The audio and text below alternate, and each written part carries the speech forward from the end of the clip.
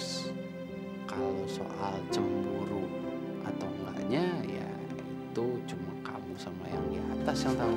Sekarang kan kamu stres.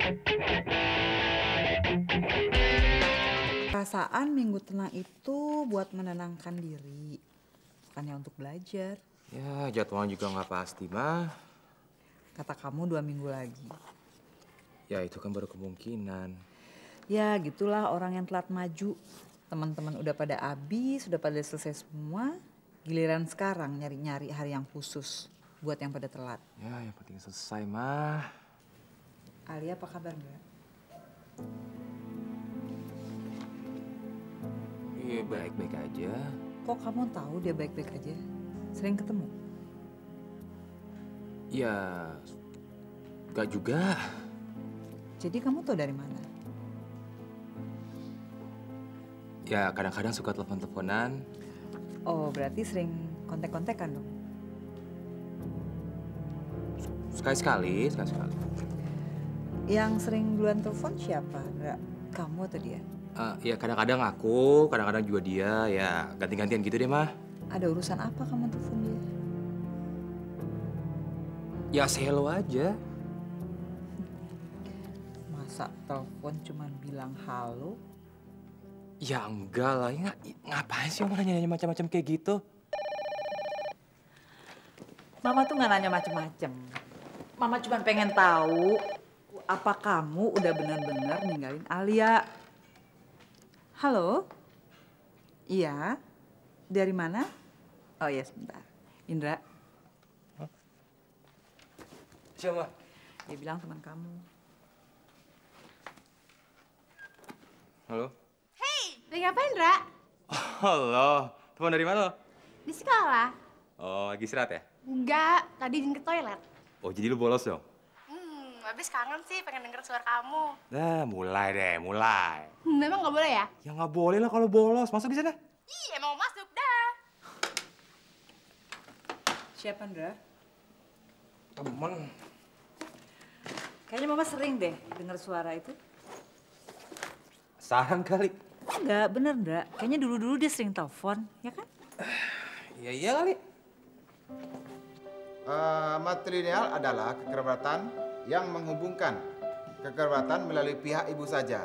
Misalnya dalam masyarakat suku bangsa Minangkabau, di mana salah satu kelompok secara keseluruhan yang mempunyai suku yang sama itu dianggap bersaudara. Di dalam suku bangsa Minangkabau dapat diperhitungkan 2 generasi di atas ego laki-laki dan 1 generasi di bawahnya. Berikut ini urutan matrilineal suku bangsa Minangkabau akan saya coba tuliskan. Pertama, ibunya ibu. Kedua,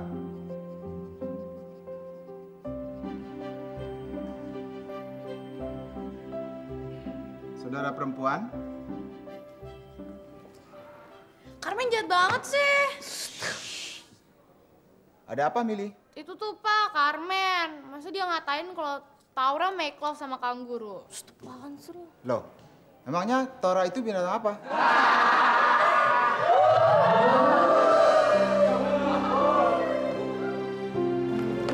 Sorry.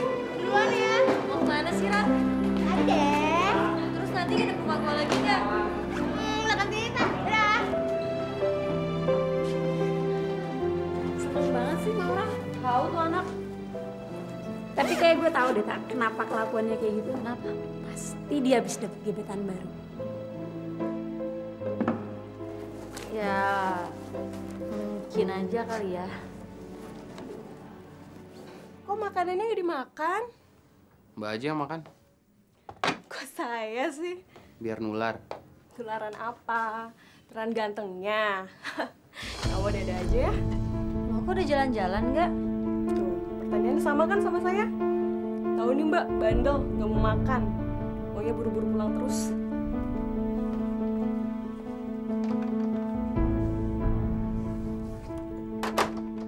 Akrab banget sih. Akrab. Ya itu tadi ketawa-ketawa kayak gitu. Nama juga perawat. Harus bisa ngejaga pasien secara fisik dan mental. Oh iya, secara fisik dan mental yang gimana tuh?